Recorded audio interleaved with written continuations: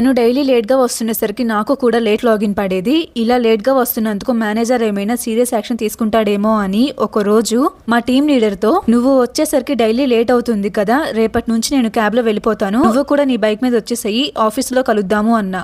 అంతే, ఇంకా క్యాబా, ఎవడు వాడు అని అడిగేశారు. నేనైతే షాక్. ఏంటి ఇలా మాట్లాడుతున్నావు అంటే, ఇంకెలా మాట్లాడాలేంటి, బైక్ ఎక్కు, డైలీ నేను వస్తేనే ఆఫీస్కి వెళ్ళు, లేదంటే లీవ్ పెట్టేసాయి, నేనే ఏదోడు మేనేజ్ చేస్తాను అన్నాడు. అతనికి ఏజ్ 33 years, నాకు ఏజ్ 22 years. మా ఇద్దరి మధ్య 11 years ఏజ్ గ్యాప్ ఉంది. అందులో తను టీం లీడర్. ఏమి అనలేక సైలెంట్ గా ఉండిపోయాను.